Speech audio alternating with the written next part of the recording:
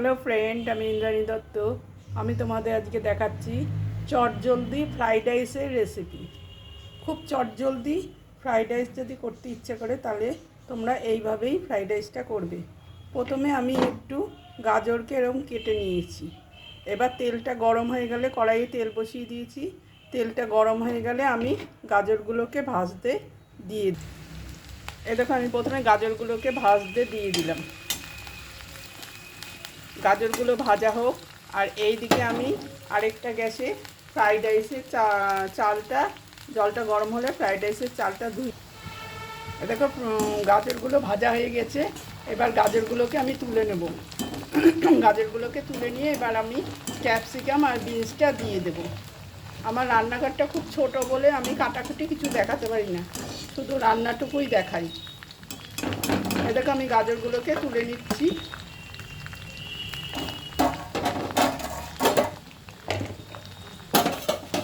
গাজরগুলো খুব বেশি ভাজলে কিন্তু ভালো লাগবে না, একটু হালকা হালকা করে ভাজলেই ভালো লাগে। বেশি ভাজলে পারে এই স্বাদটা নষ্ট হয়ে যায়।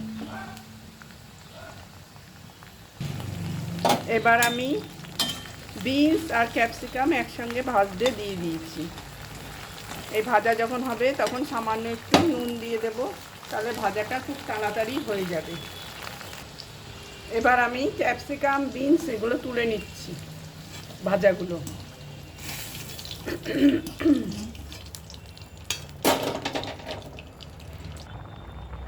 ফ্রাইড রাইসের চালটা আমি ওইদিকে বসিয়েছিলাম, এবার এইদিকে দিয়ে দিচ্ছি চালটা। আর চালটা এরকম করে আমি নেড়ে চেড়ে দেখব চালটা যাতে গায়ে গায়ে না জড়ো না হয়ে যায়, তার জন্য একটু সাদা তেল দিয়ে দিয়েছি আর একটু লেবুর রস দিয়ে দিয়েছি।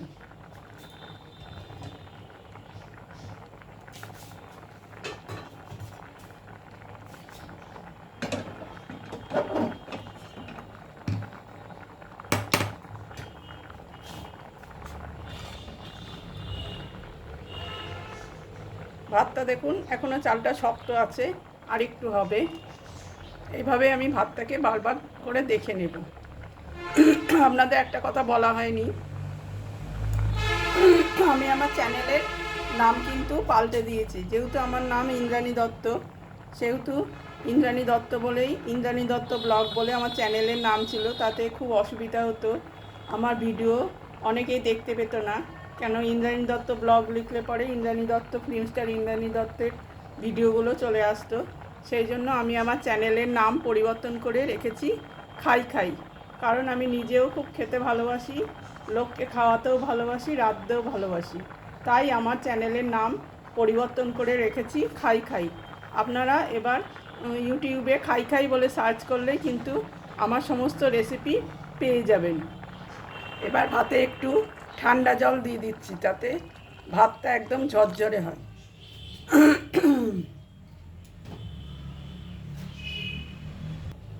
এবার আবার আমি এই সাদা তেলের মধ্যে গরম মশলা ছেড়ে দিচ্ছি। আমার গলাটা মাঝে মাঝে প্রবলেম করে, আপনারা সেজন্য কিছু মনে করবেন না, গলাটা মাঝে মাঝে ভেঙে দেয়। এই যে গোটা গরম মশলাগুলো দিয়ে দিলাম, আর একটু কাজু কিশমিশ দিয়ে দেব।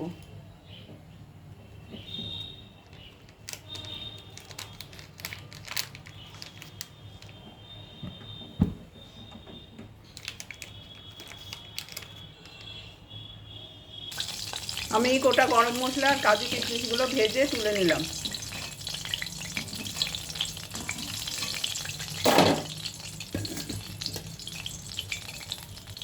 এই দেখুন, আমার ভাতটা কি সুন্দর হয়ে গিয়েছে। এবার ভাতের ওপরে আমি এই ভাজা সমস্ত উপকরণগুলো দিয়ে দিচ্ছি। ক্যাপসিকাম, গাজর, বিনস, তারপরে আপনার কাজু কিশমিশ যা কিছু ছিল সমস্ত দিয়ে দিচ্ছি।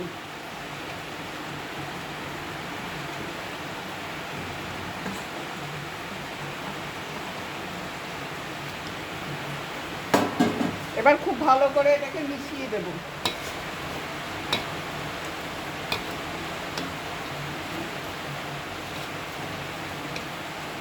দেখুন, আমার ভাতটা কিন্তু একবারে ঝরঝরে হয়েছে, কেউ কারো গায়ে লাগেনি।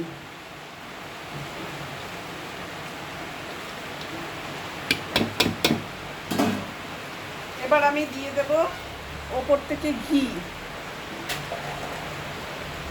বেশ খানিকটা ঘি।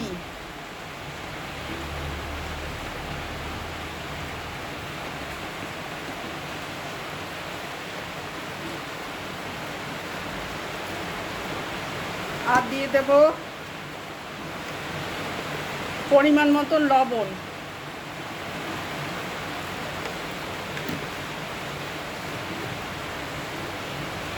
আর দিয়ে দেব ফ্রাইড রাইস, যেহেতু সেজন্য চিনি তো লাগবেই, দিয়ে দেব পরিমাণ মতন চিনি।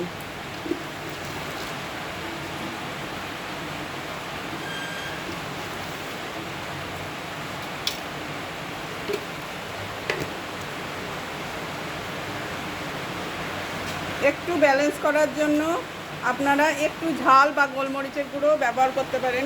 আমার গোলমরিচের গুঁড়ো নেই বলে সামান্য একটু ঝাল ব্যবহার করলাম।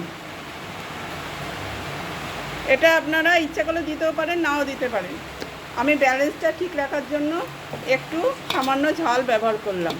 এবার সমস্ত উপকরণ আমি ভালোভাবে মিশিয়ে নিচ্ছি।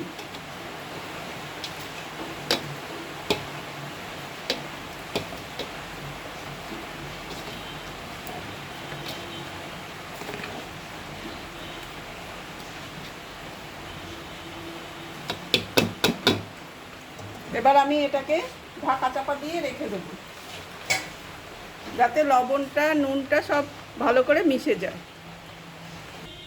দেখুন আমি রেস্টের থেকে এবার তুলে নিলাম। একদম সম্পূর্ণ রেডি আমার ফ্রাইড রাইস, চটজলদি ফ্রাইড রাইস। এই দেখুন কি সুন্দর হয়েছে দেখতে।